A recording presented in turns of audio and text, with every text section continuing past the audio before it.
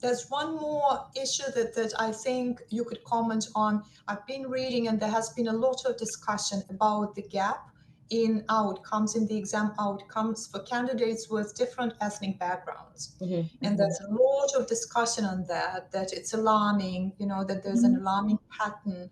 And perhaps it is an obstacle to building up this diversity in the profession.